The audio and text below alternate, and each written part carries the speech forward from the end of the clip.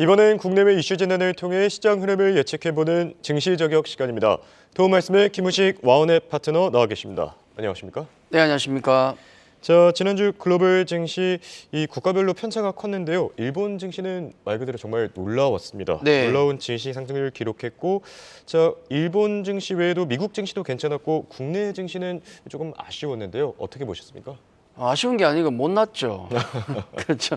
막말로 얘기해서. 예. 지난주 글로벌 증시는 굉장히 특징적이었습니다. 말씀하신 대로 편차가 좀 국가별로 심했었는데 일본과 러시아가 급등을 했고요. 러시아는 항상 전쟁 분위기, 이런 분위기가 좀 고조되면 유가가 올라가니까 원유를 팔고 사니까 좀 그런 게 있고, 일본 증시는 지난주에 6% 급등하면서 아시아 증시 시총 1위를 다시 탈환을 했습니다. 굉장히 그렇죠. 특징적이었고, 또 미 증시도 굉장히 좋은 모습이었는데 미국에서는 마이크로소프트가 글로벌 전체 시장에서 놓고 봤을 때 시총 1위로 애플을 제치고 마이크로소프트가 결국 시총 1위를 차지하는 또 기염을 토했다, 특징이 되겠고, 또 미국에서 비트코인 현물 ETF가 승인된 것도 역시 큰 이슈가 아니었나, 그렇게 볼 수 있습니다. 연초에 급락했던 미증시는 S&P 500을 기준으로 놓고 보더라도 거의 사상 최고치를 다시 도전할 정도로 가파르게 좀 올라온 모습을 보였고, 나스닥도 마찬가지였죠. 상당히 좋은 모습이었는데 결국은 금리가 중요했습니다. 작년 그만큼 장이 올라온 것, 연초에 장이 흔들렸던 것, 그리고 다시 장이 올라온 것은 모두 금리와 연동된 것이 아닌가. CPI 지수 수치를 보면 예상보다 조금 높았지만은 큰 문제는 없었지 않습니까?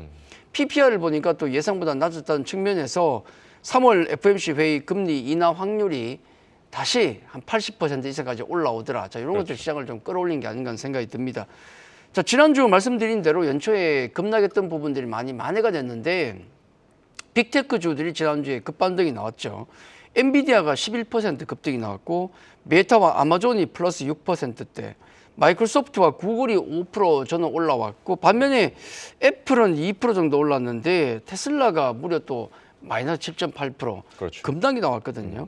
이제 AI 열풍이 불면서 마이크로소프트가 기염을 토했다, 그렇게 본다 그러면은 테슬라 같은 경우는 악재가 많았죠. 가격 인하 얘기 계속 나오고, 예. 또 임금 인상, 또 그 홍해 지역의 후티 반군 공격 때문에 그 독일 공장 쪽으로 부품이 지금 부족하다는 얘기가 또 있습니다. 이런 것도 또 자잘한 게 또 악재가 되겠고, 예. 또 중국 경쟁사에 대한 우려들이 많지 않습니까? 그래서 테슬라가 반대로 굉장히 어려운 국면을 취하면서 국내 2차전지 주들에게 압박을 주고 있다라고 보시면 되겠고, 우리 국내 증시 같은 경우는 지난주에도 하락을 했습니다. 그래서 2주 동안 우리 코스피 기준으로 마이너스 4.9% 급락이라 봐야 되겠죠. 어려운 국면을 보이고 있는데 역시 계절적인 부분들이 큽니다. 국내 기관들의 배당 관련된 어떤 물량이 좀 나오고 있다는 점, 아쉬운 부분이 있고, 거기다가 지난주 실적 발표를 했는데 삼성전자, LG전자, LG에너지솔루션이 차례로 실적 그렇죠. 쇼크를 발표했지 않습니까? 예. 삼성전자가 한 세게 보는 곳은 한 4조까지 영업이익을 봤는데 2조 8천억이니까 컨센 대비해서 25% 하회했고, LG전자도 6천억 이상의 영업이익 컨센을 우리가 노렸었는데 반토막 수준인 3,125억 정도. 특히 2차전지 대장주인 LG에너지솔루션이 역시 6,300억인가요? 컨센이 꽤 그랬었는데 실제 나온 수치 보니까 3,382억은 반토막이 나버렸다는 거죠. 자, 이런 상황이기 때문에 결국 좀 어려운 국면을 지난주에도 보였던 게 아닌가. 블록딜, 또 삼성전자 블록딜 물량을 또 제외하더라도 외국인이 지난주에 삼성전자를 매도했다는 것, 이것도 조금 걸림돌이었습니다. 이렇게 지수가 묶이다 보니까 테마주들이 계속 기승을 부렸는데 방산이라든지 해운, 로봇, 메타 등의 테마주가 가장 특징적이었다, 그렇게 본다 그러더라도 1월 들어가지고 많은 테마주들이 돌아간 것 같습니다. 한 번씩은 다 돌아간 것 같은데 문제는 뭐냐면, 첫째는 너무 자극적인 이슈에 집착을 하고 있다. 그렇죠. 그다음에 둘째는 시세가 너무 변동성이 있고 짧다는 점. 자, 이런 것 때문에 테마주가 돌아가더라도 실제로 수익 내기는 쉽지 않았다는 측면. 그리고 고객 예탁금은 정체가 돼 있고, 기관 계절성 매도가 나오고 있고, 외국인이 관망을 하고 있다는 수급적인 측면을 놓고 보더라도 시장이 조금 무겁게 지난주 한 주 이어졌다, 그렇게 봐야 될 것 같습니다. 네. 지난주 증시 상황 전체적으로 짚어봤고요. 이번 주는 뭐 상대적으로 좀 한산하게 움직이지 않을까 싶습니다. 네. 지난주 워낙 빅 이벤트가 많았는데 뭐 기업들의 실적 발표, 거기에 소매 판매, 뭐 연준위원들의 발언 이 정도로 정리해 보면 되겠습니까? 네, 이번 주 일정은 큰 게 없죠. 그래서 뭐 지난주 분위기가 좀 이어지지 않을까 그렇게 놓고 볼 수 있는데 지난주에 CPI 그다음에 삼전 실적 발표, JP 모건 헬스케어 그렇죠. 컨퍼런스, 예. CES 2024 얼마나 많은 주가 쏟아졌습니까? 근데 이번 주는 월요일부터 해서 미국 휴장이 있고 경제 지표는 뭐 몇 개 있긴 한데 12월 미국 소매 지표, 소매 판매 정도 요 정도를 한번 중요하게 보고 있고요. 그리고 거의 매일 연준 위원들의 연설이 있습니다. 그래서 요 두 개를 통해서 금리 인하 기대감이 어떻게 될 것인가, 그거에 대한 우리가 또 점을 좀 쳐볼 수 있을 것 같고, 그 외에 이제 삼성전자의 갤럭시 S24 지금 공개가 됩니다, 이번 주에. 근데 이것도 그동안 뭐 한 달 전부터가요, 온 디바이스 관련해 가지고 이것 때문에 많이 또 들썩들썩 했지 않습니까? 그래서 그렇죠. 예. 약간 재료의 느낌들 돌고 또 어떤 내용인지 우리가 다 알잖아요. 이미 다 공개가 됐기 때문에. 그리고 미국 금융주 실적 발표 정도가 이제 좀 중요하다 그렇게 봐야 되겠는데, 이것보다도 오히려 지금부터 진행되는 미국 정치 일정, 또 중동 상황 만만찮지 않습니까? 예. 또 대만 대선도 이제 끝났는데, 그렇죠. 총통 선거도 끝났는데 또 그 이후 또 이어지는 분위기, 이런 것들이 우리 국내 증시에 예민하게 또 영향을 미치지 않을까 그렇게 봐야 될 것 같습니다. 네. 그렇다면 오늘부터 시작되는 한 주 증시 전망은 어떻게 보시는지. 지난주 증시 상황이 좀 말씀하신 대로 처참했지 않습니까? 이번 주는 좀 그렇죠. 반등할 수 있겠습니까? 지난주도 지수에 대한 기대감은 크지 않다 말씀을 드렸는데, 뭐 이번 주 그것보다 더 안 좋았어요. 근데 이번 주도 사실은 크게 기대할 만한 게 없다는 게 좀 아쉽습니다. 왜냐하면 지난주 우리 실적 발표 봤다시피 허약한 펀더멘탈 확인 한번 했지 않습니까? 그렇죠. 거기다가 또 이제 대만 총통 선거 같은 경우는 뭐 지금 양쪽을 보니까 미국도 중국도 대만도 모두 자극적이지가 않거든요. 그래서 이 부분은 조금 다행인데, 여전한 러시아 전쟁, 중동 전쟁, 또 중국 경기 침체, 중국 계속 안 좋지 않습니까? 우리 그거 따라가고 있는데, 또 미중 갈등, 외부 변수가 여전히 많습니다. 또 거기다가 앞서도 말씀드렸지만 빈약한 수급도 또 상대적으로 또 약간 지수에 도움이 지금 안 되고 있는 국면이 지금 진행이 되고 있거든요. 그래서 우리 그 외국인 수급은 달러 인덱스를 통해서 우리 외환 환율, 우리 원달러 환율 통해서 파악을 할 수 있는데, 지금은 약간 중립의 느낌이 강해요. 베팅을 안 하려고 하고 있습니다. 애매한 위치이기 때문에. 그렇죠. 거기다가 지금 삼성전자만 외국인이 그동안 작년부터 얼마 샀습니까? 삼성전자만 16조를 매수했거든요.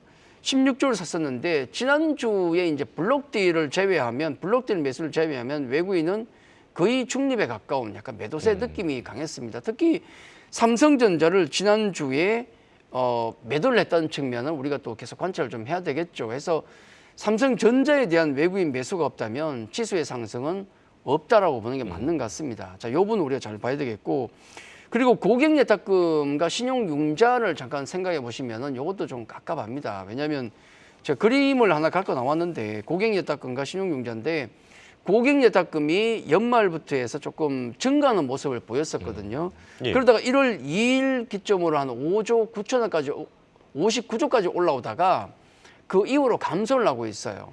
고객예탁금은 개인 자금에 있어서 이제 탄약과 같은 것인데, 왜 갑자기 줄어드냐?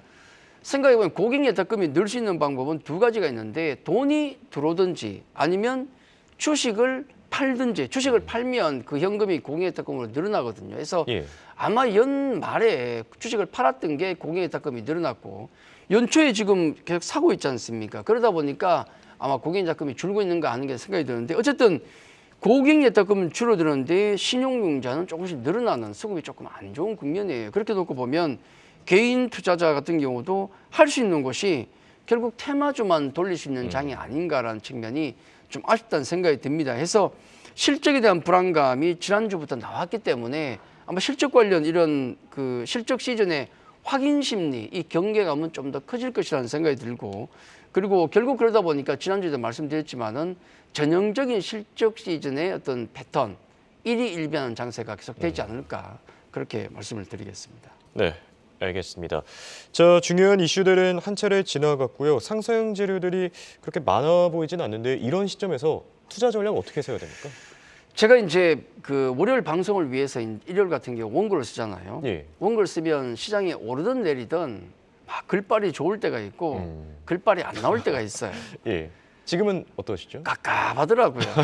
원고 쓰는데 몇 시간 걸리는지 예. 모릅니다. 그만큼 시장이 오리무진이다 말씀을 좀 드리고 싶은데 지금 코스닥 테마주만 움직이고 있지 않습니까? 1월 효과로 해봐야 코스닥 테마주 움직이는 정도 그 정도밖에 안 보이고 결국 이제 이 테마주 움직인 것도 JP모건 헬스케어라든지 CES 2024 같은 행사가 지난주에 끝났잖아요. 그러다 보니까 뉴스 플로우가 약해집니다. 그러면 관련 섹터의 움직임도 변동성이 줄어들 수밖에 없는데 지금 1월 그 한 2주간의 흐름을 놓고 보면 웬만한 섹터는 다 돌아갔습니다. 뭐 예를 들어 로봇주가 강했었는데 로봇주, 반도체, 뭐 바이오, 우주항공, 엔터, AI, 저출산, 심지어 초전도까지도 돌아갔었는데 문제는 뭐냐면 이 중에 어느 것도 주도 섹터, 주도주로 나타나지 않고 있다는 게 가장 문제가 되고 있거든요. 예. 예를 들어 반도체 같은 경우도 우리 반도체와 2차 전지, 그다음에 바이오주가 굉장히 중요한데 지수에서 중요한데 반도체는 실적 턴어라운드가 나오고 있지만은 실적 개선 속도가 이번에 실적 확인했다시피 좀 부족하지 않습니까? 주가는 이미 올라와 있는데 그렇죠. 2차 전지는 테슬라 우리 주가 보시면 아시겠지만 깝깝하고 바이오주 같은 경우도 이제 실적실만 들어오면 사실 힘을 잃거든요. 실적이 안 나오니까. 예. 또 행사도 끝나버렸고 해서 우리 지수를 결정하는 3대 섹터가 지금 어렵다는 점. 그리고 다른 틈새 테마 역시 놓고 보면 짧은 급등락만 하고 있지 이 여러 가지 틈새 섹터 같은 경우도 어느 섹터가 주도주로 나설지 구분이 모호합니다. 상당히 그래서 지금 어려운 국면이고 우리 1월 시장 같은 경우는 향후 1년을 엿볼 수 있는 기간인데 한마디로 오리무중이다. 그렇게 놓고 보면 지금 우리에게 해야 될 것은 지수에 대한 기대감이 크지 않기 때문에 원래 주도 섹터가 뭔지를 잡아내는 게 가장 중요한데 아직 안 나타나고 있잖아요. 그래서 예. 지금 우리가 해야 될 것은 상황을 좀 조심스럽게 체크하고 윤곽이 나타날 때 그때 제대로 베팅을 하자 말씀을 좀 드립니다. 그리고 짧은 또 첨언을 한다 그러면은 배가 고프다고 사자가 풀을 뜯으면 안 되거든요. 그렇죠. 지금 장이 조금 답답하다고 수익이 안 예. 난다고 해서 너무 무리수를 두게 되면 나중에 회복 못할 어떤 그런 상황이 올 수 있기 때문에 지금은 조금 무리는 하지 말자. 답답하더라도 그렇게 말씀을 드리겠습니다. 네. 기다림의 미학이 필요한 시점이 아닌가 싶습니다. 지금까지 도움 말씀을 김우식 와운의 파트너였습니다. 감사합니다.